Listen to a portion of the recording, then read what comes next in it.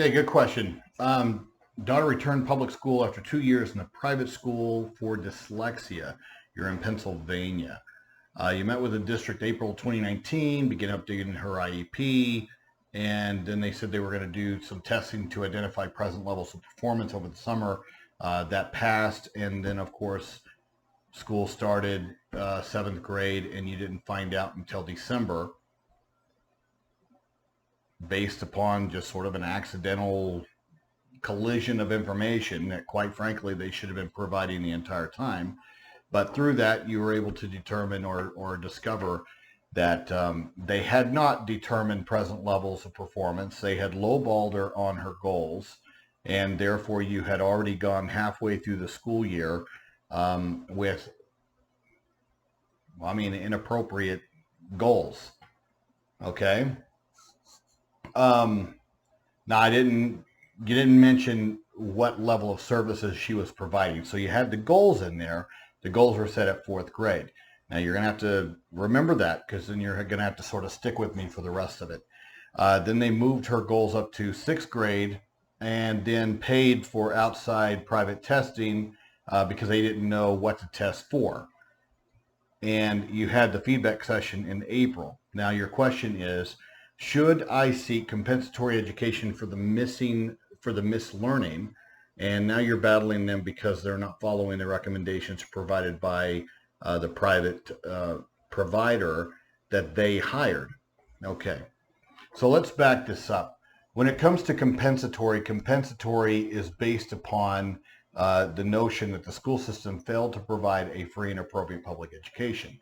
Now you sit there and go, well, the goals were set at fourth grade and they didn't do present levels of performance. True. Okay. But when it comes to a analysis or a determination by a hearing officer or an administrative law judge, whether or not you're entitled to compensatory is going to be based more upon whether she made measurable progress. Now you're sitting there going, well, they worked against fourth grade goals. Yes, I understand that. But at the same time, what were those services? What were the deficits and what were they focused on? Now, if the current private testing, and I don't know how they would be able to show that, but I'm just telling you that, it's not as simple as one would think, that it's simply a determination of where they had set the goals, the fact that they didn't have present levels of performance, because you still have the services that they were providing. Were they using a peer-reviewed, scientifically based, peer-reviewed reading program? And did the teacher that was assigned to your daughter, even though it was fourth grade goals, were they competent and knowledgeable in addressing your daughter's deficits using the services that was determined by the team? And if your daughter was making measurable progress using a peer-reviewed program and having a teacher that was competent in the delivery, then just because they had her set on fourth grade goals isn't necessarily what any kind of determination by a judge would turn on.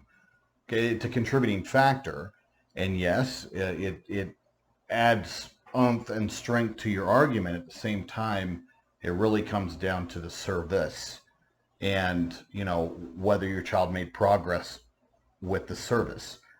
Those other aspects are components, which then makes it very difficult for the school system to definitively show you or a judge that they did obtain tangible, measurable progress. Why is that? Well, the only way you can really show progress is based upon good baselines, present levels of performance, good reliable goals, and then being able to track point A to point C. All right? So yes, I still think that that's a good argument that you can make, and yes, I believe that that you're onto something there. But I wanted to make sure that I filled that gap, that the most important part of your child's services are going to be the actual special education services, the specialized instruction. And, you sort of, everything else sort of envelops that. Okay. And, it's like a freaking Cadbury egg. The services are as all the nasty chocolate in the middle. I hate Cadbury eggs, so that was a bad example. I shouldn't have used that. But it's the stuff in the middle. The hard shell is everything that goes around it. It is the goals, the present level of performance, the accommodations, the related services. All of those things envelop it. So, you didn't mention the actual services she was providing and whether or not there was any kind of legitimacy to what the teacher was saying, even though it was fourth grade goals. Um, and yes, it's a problem where if they tested her privately and you have good baselines, but they're not following the recommendations of the outside professional that they hired in order to provide recommendations, that's a problem. They should be giving good faith consideration to all reports, whether internally or private, anything you provide or anything they pay for. The team should be giving good faith consideration, and they should be adopting the reasonable recommendations. And I don't know of any professional that is hired to do school consulting or school testing that doesn't fully understand what reasonable recommendations are. And I don't know any that don't provide reasonable recommendations. So the compensatory education, you can look at it a few ways, all right? You got to sort of determine what's more valuable to you as your child's chief advocate in moving forward, because that's how you would sort of know to pivot.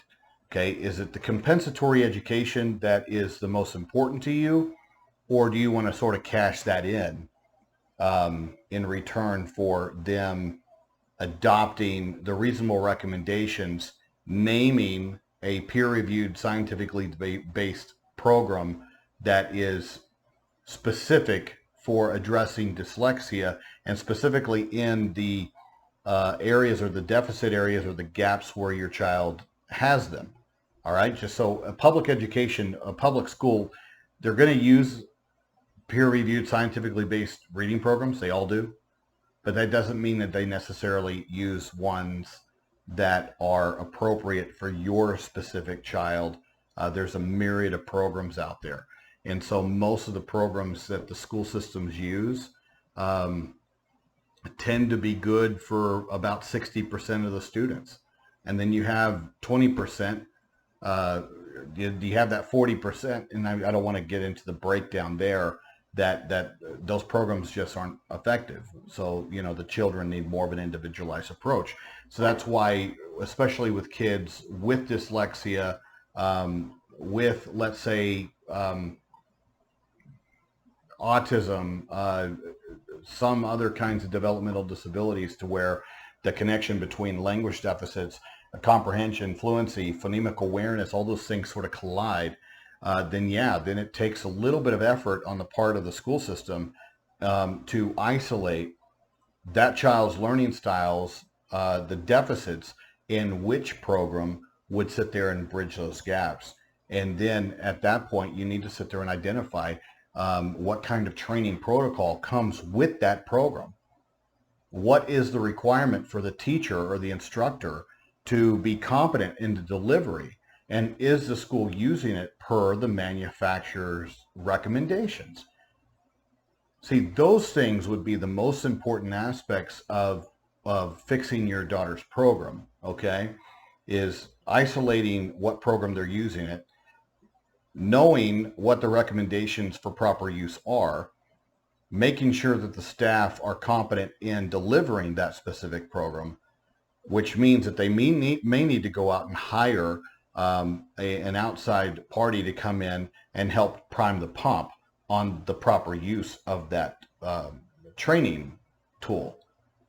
And then potentially have that person working specifically with your child, modeling the proper way to teach it, and then fading out, and at that point, after modeling, after teaching the staff how to do it, then turn that over. I do that a lot in our cases, to where we sit there and we look at the benefit long term. Is the benefit going to be the actual compensatory hours that the child is missing and they deserve?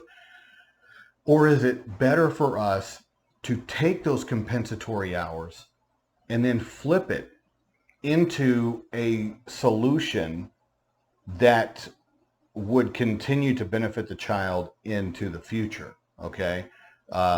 Because not that you couldn't potentially have both, because we do that all the time, to where we fix the program and when then the child's also entitled to compensatory.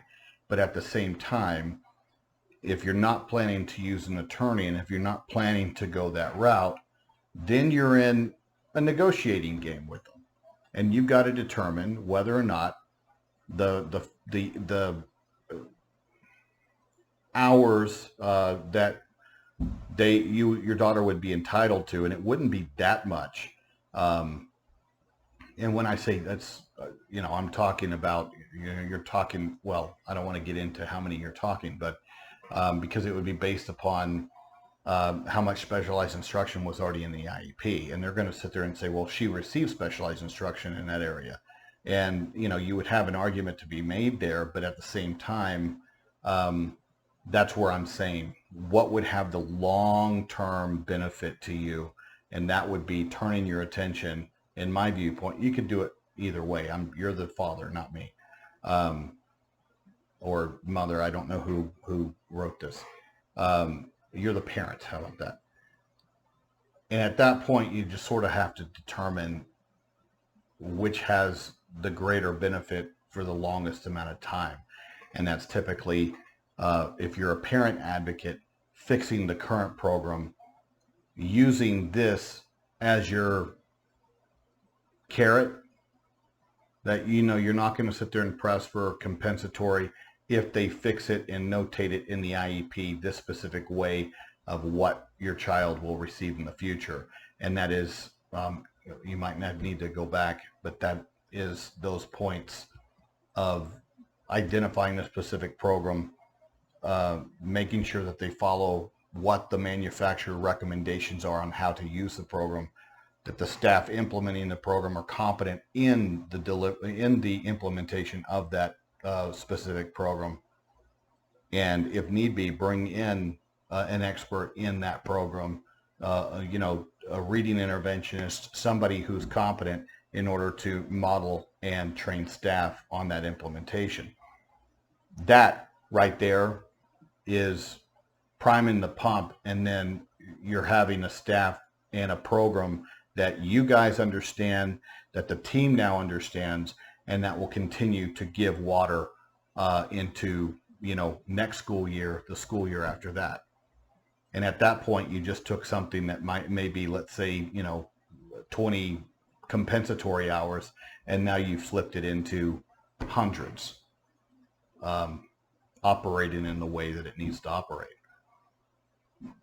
Long explanation, but I wanted to add in that just because it's compensatory hours, guys, that you feel like you're owed, doesn't mean that you don't go in there and negotiate an alternative. Think outside the box. Think in ways that would benefit your child, and not only your child, anything that you would be doing with regards to training, bringing in a program that's peer-reviewed, scientifically based.